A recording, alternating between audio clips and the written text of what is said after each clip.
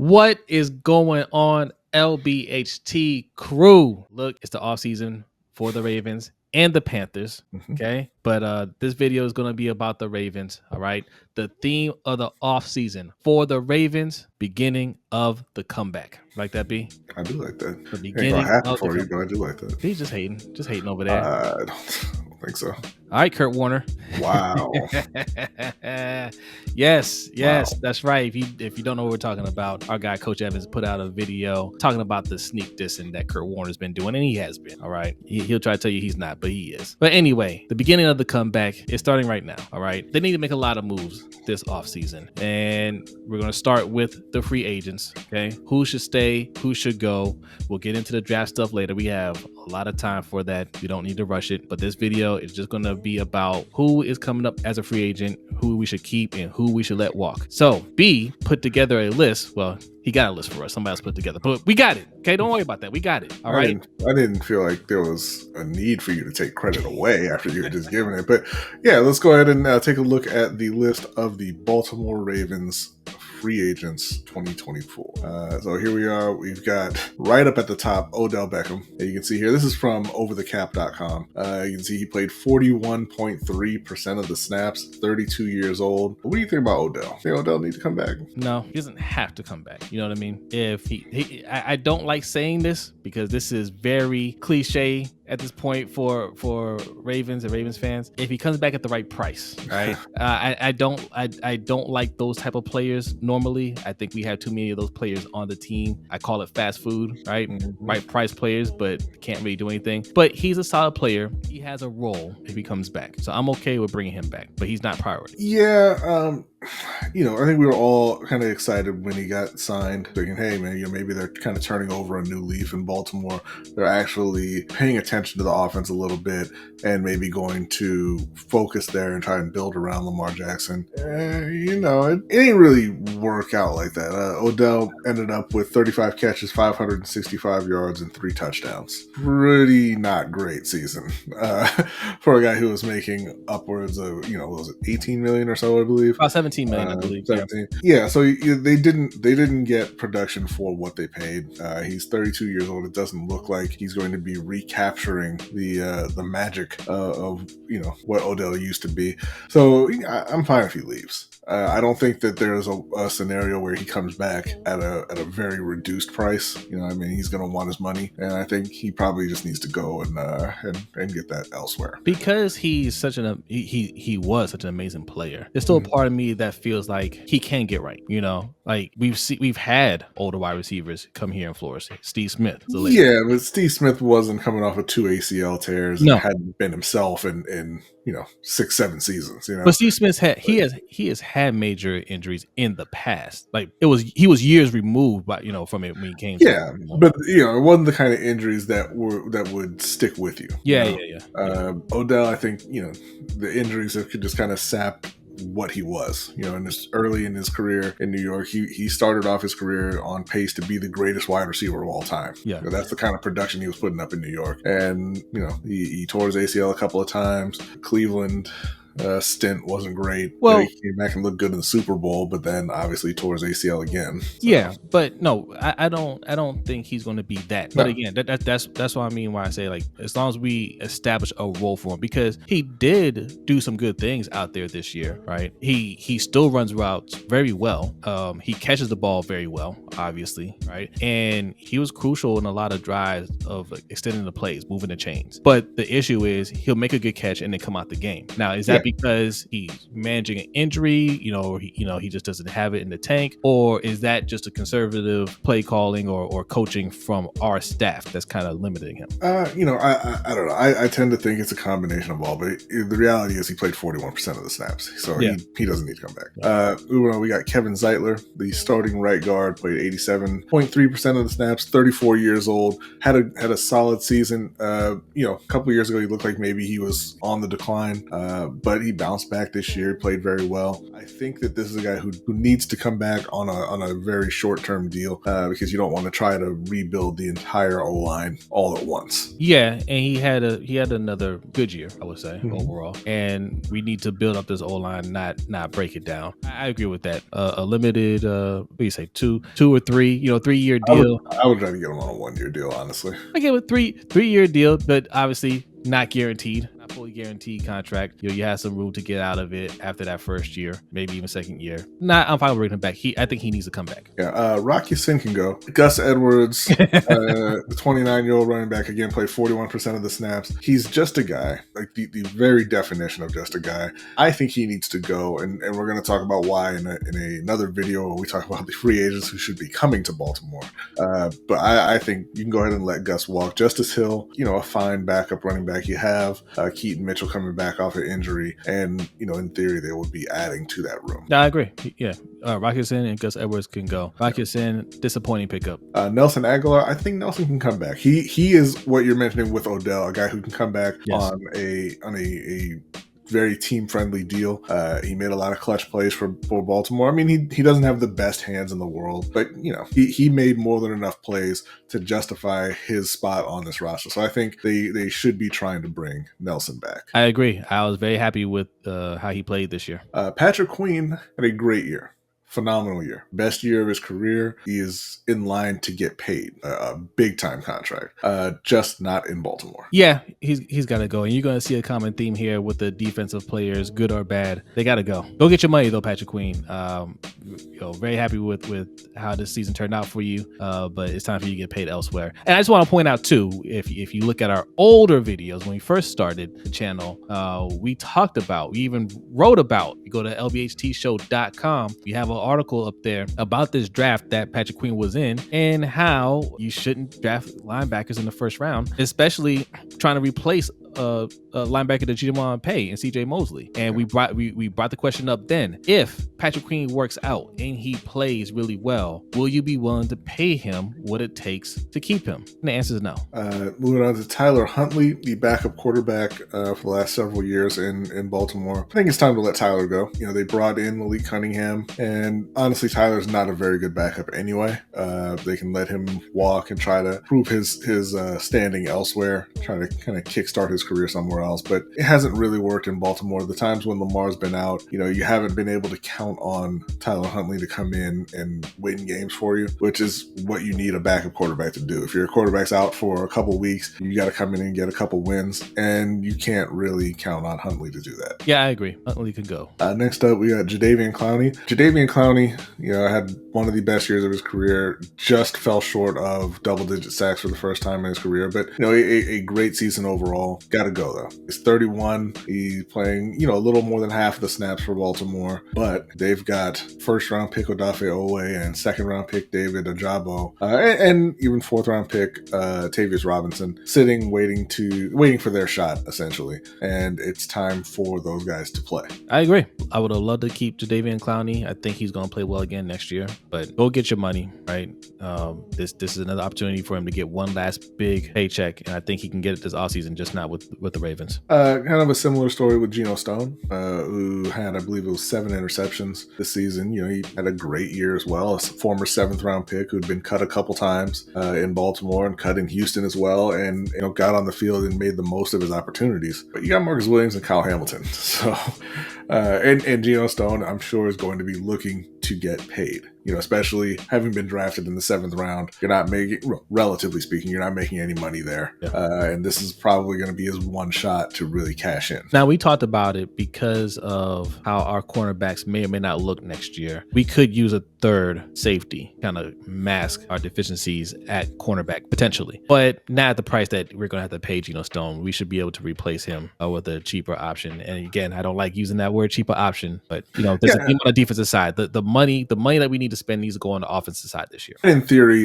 Marcus Williams' arm will be working next season. Moving on to Ronald Darby, who played, I thought, surprisingly well down the stretch for Baltimore. Yeah. For the season, only ended up playing 38% of the snaps.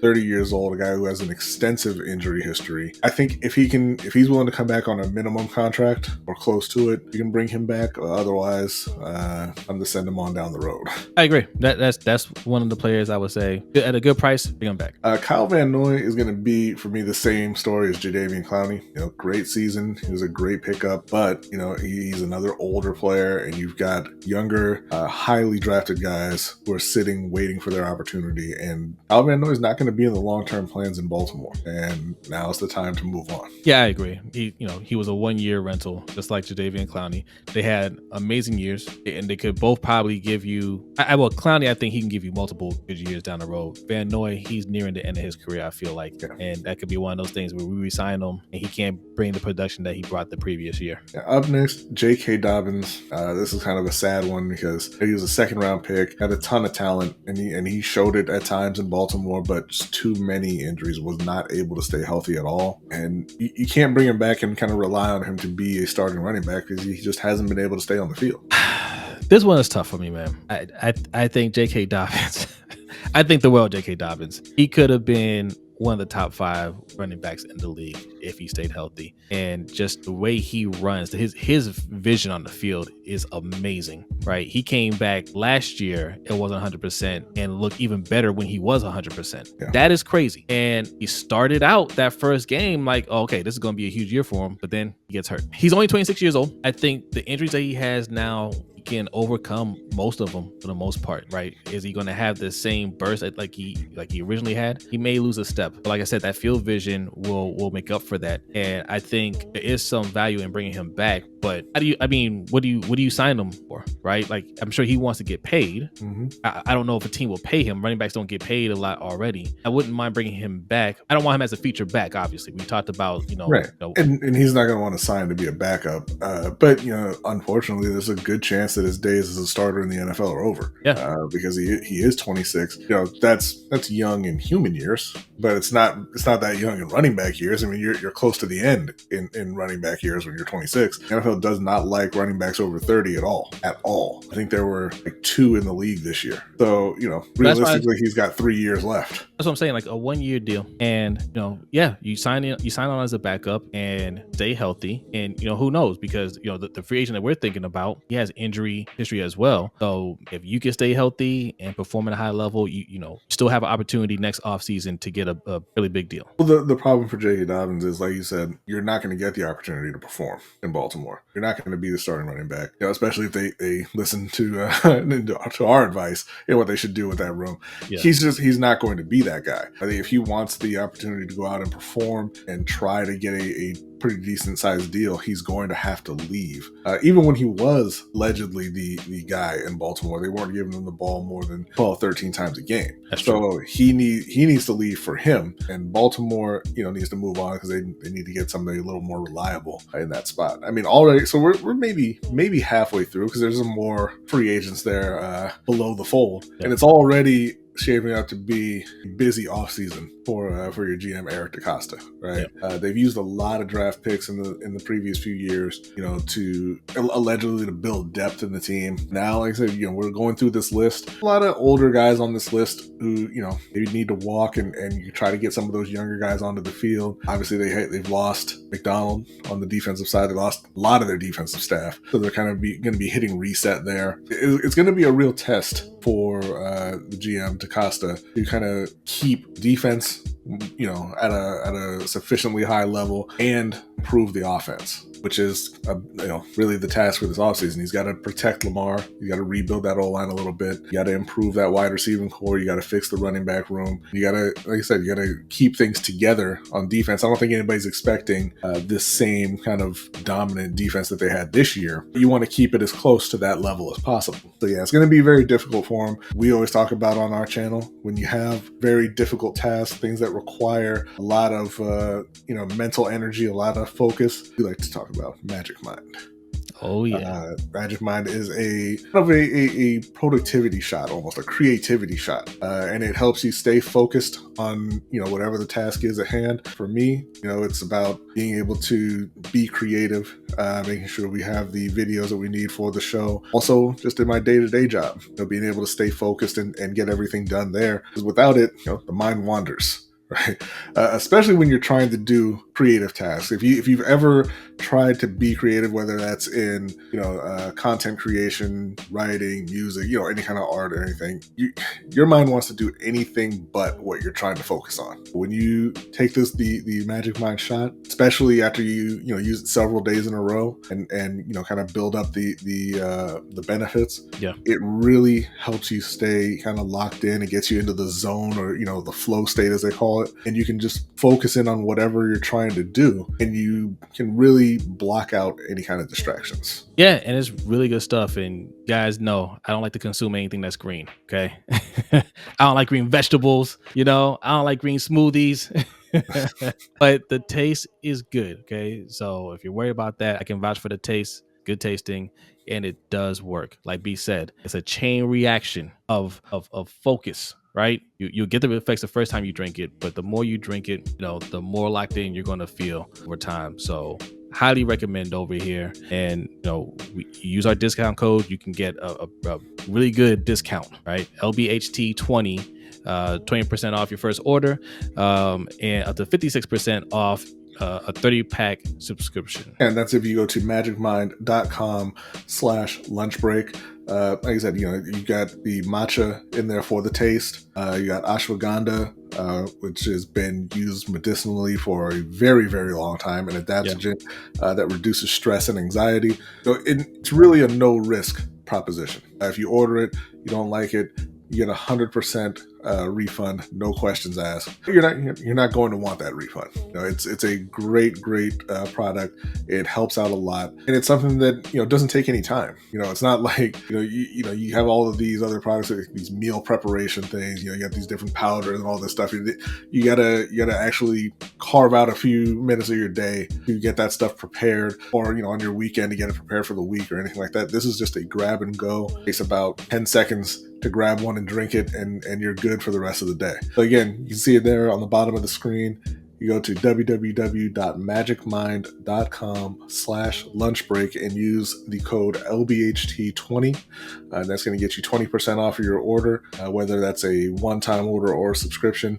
And for the next 10 days, it'll get you up to 56% off of a subscription order, a 30-pack subscription order. All right. Okay. So who do we have next here? Next is probably arguably the biggest free agent for the Baltimore Ravens this year, Justin Madubuike, who was a former third-round pick, who had, I don't want to say he was a disappointment the last couple of years, but I think people kind of expected a little more. Like he played well. He was a bit inconsistent. Didn't really have that breakthrough that people were kind of expecting. But he did have it in his age 27 season. He played 65% of the snaps. And let me pull up here how dominant he was on that line in terms of pass rushing, which, if you can get that pass rush from the interior, that's ideal. That's where the quarterback really can't do anything if he's getting that pressure right up the middle. And Justin Madubuike had 13 sacks, 12 tackles for loss, and 33 QB hits this season. So he was getting after it. Ideally, you want a player like that back, 100%. But again, for Baltimore,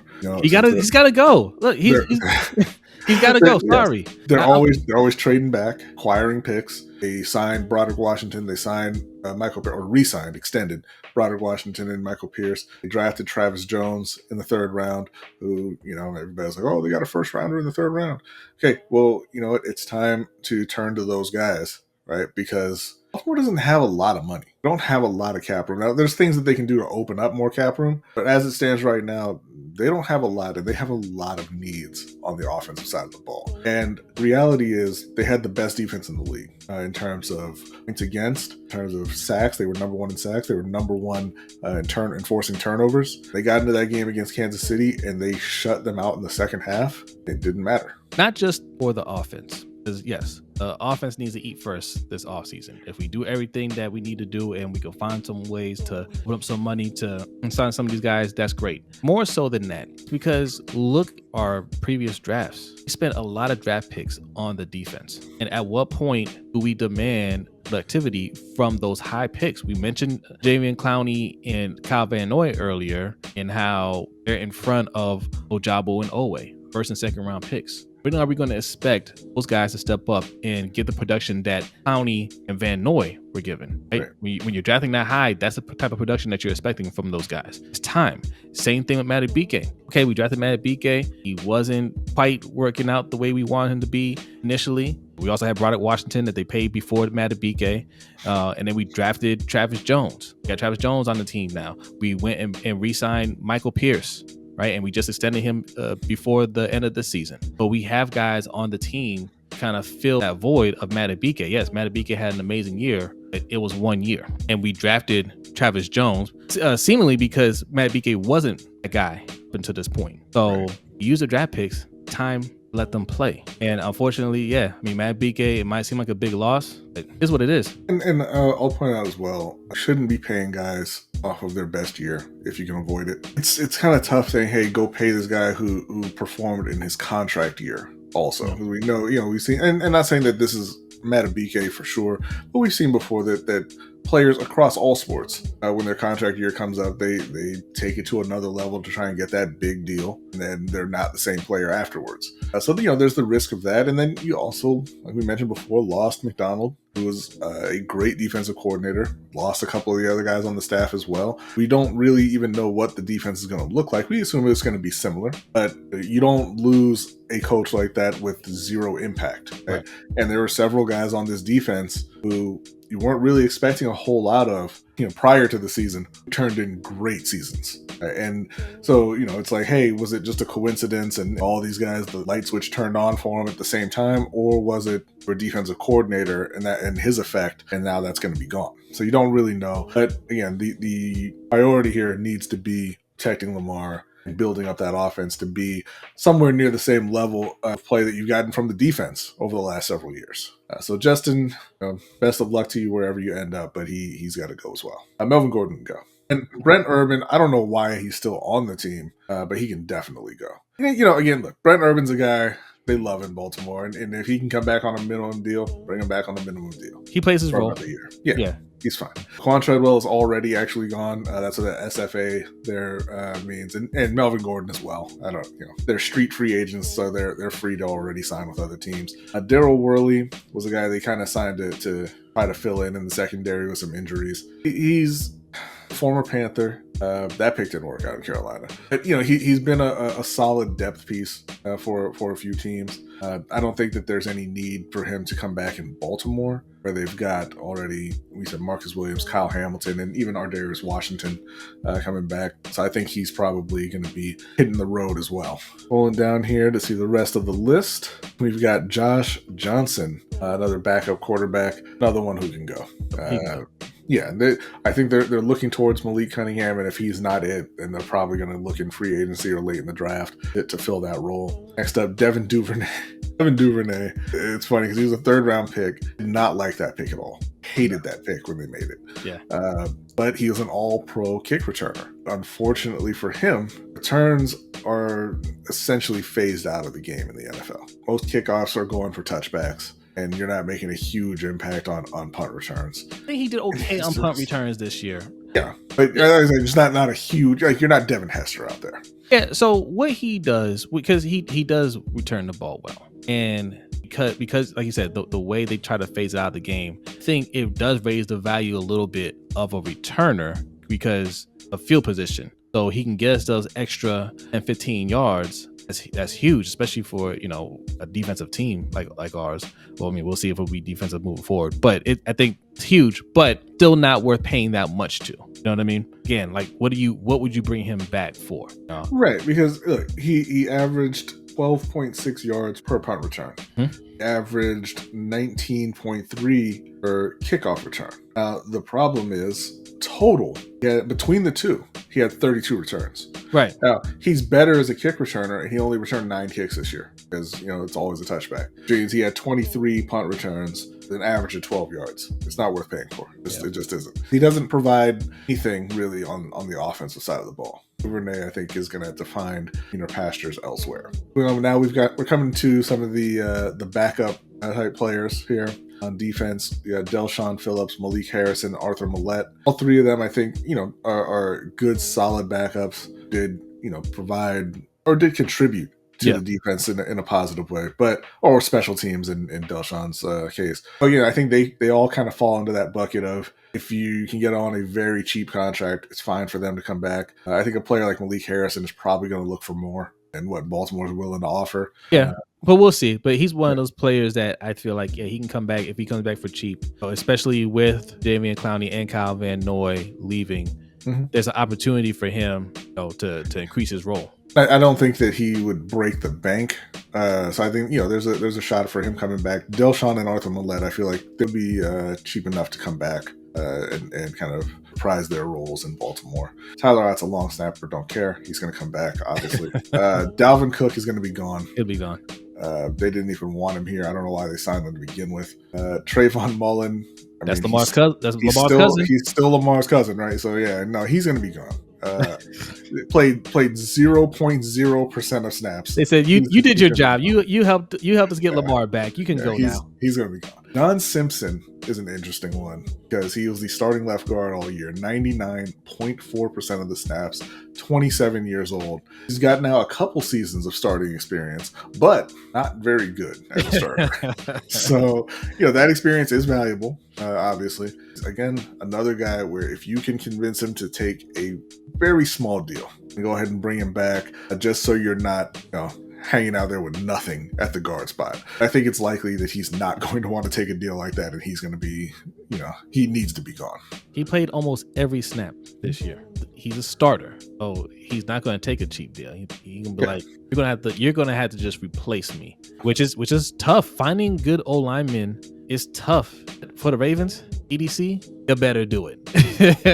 You better. This is one of those years. Yeah, man. Like it's good to have starters out there. Who's going to be out there and playing. He may not be great, but at least he's healthy and we can get some production out of him. Oh, it's time to upgrade. You spent a lot. It's another position. You spent a lot of picks, the guard position in particular. And Cleveland, I mean, he saw the field like 2 or 3 times. You got to start getting serious about on those spots. Kevin Zeitler, even if you bring him back, he's not going to be long term. He's getting older. You need 2 guards. So start by replacing John Simpson. I'll say this. For me, I'm bringing back one of those guys.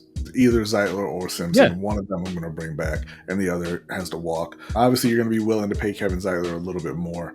But if you can't get his number down far enough, then Simpson can come back and Zeitler can walk. But you got to bring back one of them just so you're not having to find so many guys in the same offseason to try and play on that line. And Mustard goodbye. Or Darius Washington, I think they can go ahead and bring him back. Obviously, he's an exclusive rights free agent, so he doesn't have any, unfortunately for him, he doesn't have any bargaining power. He can't negotiate. He can't talk to any other teams. It's really just down to whether or not Baltimore wants him, and he's going to cost next to nothing.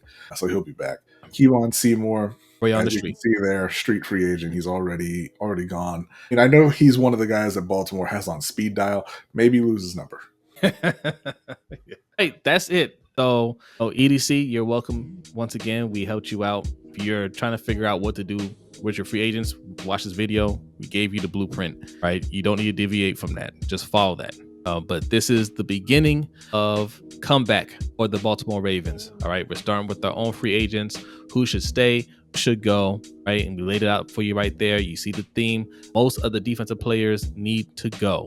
Right, it's time for the young players to get their shot. Have a brand new defensive coordinator. We're going to have a brand new defensive staff. There's a lot of moving parts right there, and we need to be all in on the defense right now, especially since Mar, your reigning MVP once again, he needs a full offseason of investment. Full offseason. He's proven once again he's the best quarterback in the league. Start treating him that way, right? Yes. Bring back the necessary pieces on offense and go out in free agency and spend more on him. Then go in the draft and draft some talent for him. That's what needs to happen this offseason. But don't worry, we have the whole offseason to talk about this. They're going to be playing more videos about this. So make sure you are subscribed here. Also, like I said, right above. Don't forget to like and subscribe, right? Also, patreon.com/LBHTShow. That's where you can go and get more content from us. We have the Overtime Show. All right. We have our Discord over there. So if you have as little as $5 a month, and support the show. All right. But that's it for this video. We will see you in the next video where we cover the Panthers rebuild. Oh, man. There we go. We'll see you guys next time.